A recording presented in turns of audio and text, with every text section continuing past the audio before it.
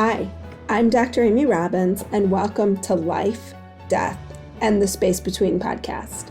I'm a clinical psychologist and medium, and here we explore life, death, consciousness, and what it all means.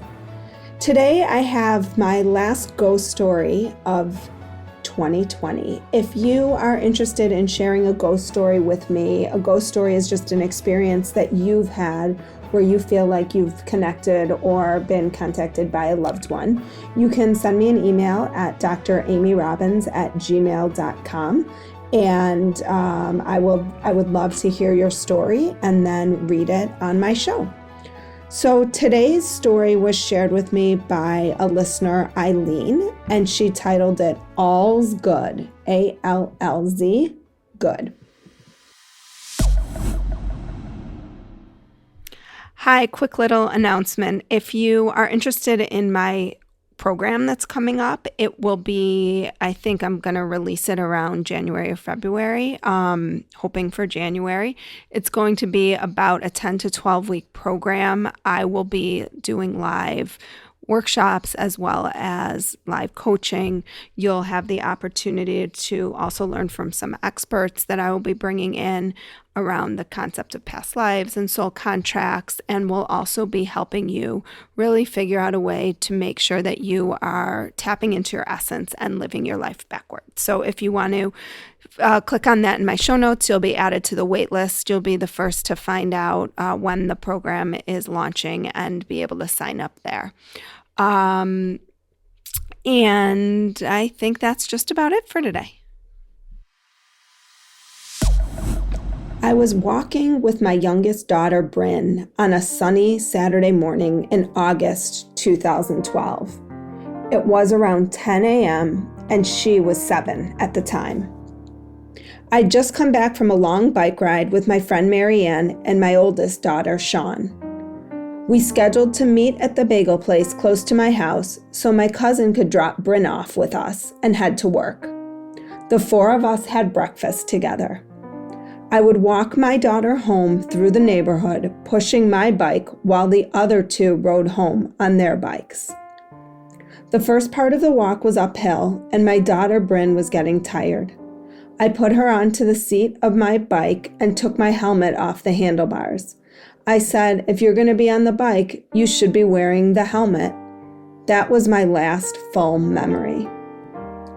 A woman driving a Hummer with the license plate All's Good came around the corner, headed down the road we were on. She was texting and driving. She didn't slow down. She didn't see us. She hit us head on. Because my daughter was sitting on the bike, she managed to be pushed to the side when the impact of the truck hit my body. I was thrown out of my sneakers, hit the grill, and rolled onto the roof of the truck. Then thrown 15 to 20 feet, landing on my head. Later, I would find out that my body caused over $2,000 in damage to the front end of her Hummer. The driver had to pick the grill off the street and take it with her after the police took her statement. Ambulances were called for both of us.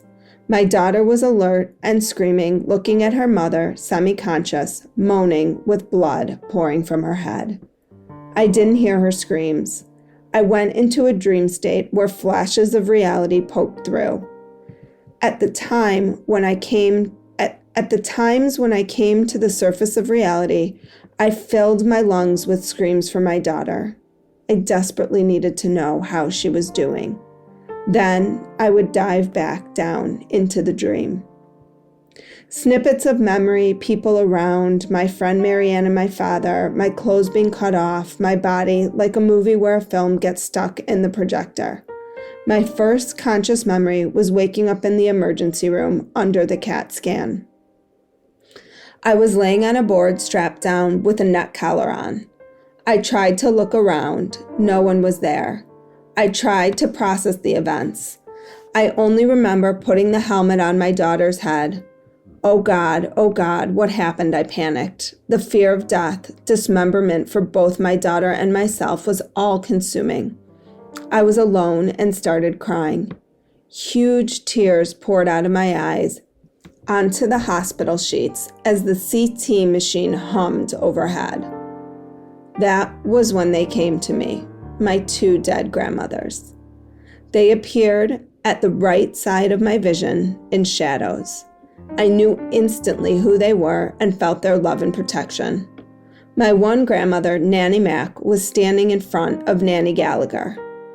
I was closer personally to Nanny Mac, but I had sensed immediately that Nanny Gallagher had come from further away, a different level.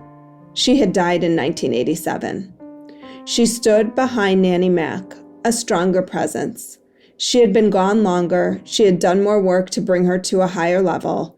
She had traveled farther to connect with me. This all transpired as instant knowledge. They gave me a message in unison that I didn't hear with my ears, but with my conscience, my soul. You are going to be okay. I instantly believed the truth in their message and let out a gasp. Okay, I believe you. I believe you, I said out loud to myself in the room. Once those words left my mouth, huge vibrational currents traveled through my body. Vroom! The current started at my feet and traveled up my body to my head. I became instantly elated. I was pure joy. I was happy as I have ever been in my life while being strapped to a board with a neck brace. A few seconds later, the scan was done. A technician came and wheeled me back into the trauma room where my father was sitting waiting for me. I took his hand and said, "Dad, I just saw your mother and she said I'm going to be okay." He became white as a ghost and started to stammer, a half introduction to the two paramedics who were standing in the room. They were the two men at the scene and witnessed the destruction my body caused to the truck. They came to check on me for a broken back, a broken hip. The paramedics were there when the doctor said, nothing was broken. All's good is an ironic license plate to be hit by because it became a good day for me. That day, I bore witness to some of the guardian angels that had protected my daughter and me from the Hummer. I became an absolute believer of the afterlife. I know death isn't the end of a relationship. Our loved ones are still here helping and protecting us. I share my story with everyone willing to listen because I believe that it is part of my journey too. 5 years later, my father died of cancer. We were in the funeral procession, headed to the church when we were stopped at the light. I looked up and sitting right in front of our car was the Hummer. All's good. I had thought the woman moved away, or at the very least changed her license plate, but no. It was a new message from my dad and a reminder from my angels, you are going to be okay. Since then, amazing things have happened to me. I struggle with back and neck pains to this day. There are times when I'm scared to do something physically or emotionally and my grandmothers show up. I have had dragonflies land on my hands just to look at me, staring face to face after completing something I thought I didn't have the strength to do. They are always around, giving me messages that they are still around and helping me. I was selling my house after a divorce last year. I didn't know where I was going to live with my kids, but I knew the house needed to be sold. I was saddened while packing up the kids' room and came across a stack of baby books. Digging deeper, I found my 50-year-old baby book and opened it to reflect on my life. On the top, I found a card from Nana Gallagher on my 4th birthday. It read, "To Eileen, hope your birthday is so exciting and such a lot of fun that you'll wish you had another just as soon as this one's done." The card was folded on dotted lines, kind of a card where you could make a paper house. The image showed a fireplace with 2 windows on each side, pictures hanging on the walls, and a Windsor chair to the right of the fireplace and a desk lamp on the left. I knew immediately she brought me to this card to assure me that a new house was coming. She was guiding me. I moved into a new house a few weeks later. While I didn't see the similarities, the living room has a fireplace, 2 windows on either side, where my Windsor chair now sits. I'm blown away. Wow, what a story. Thank you so much, Eileen, for sharing. And I think that this story is really, in so many ways, actually the perfect story. I hadn't read it until I'm reading it with you all. But the perfect story to round out everything we've talked about this year.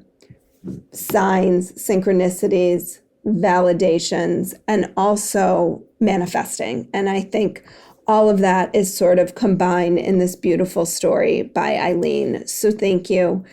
If anybody else has a ghost story to share, please send me an email at dramyrobbins.com, and I would love to share it with my listeners.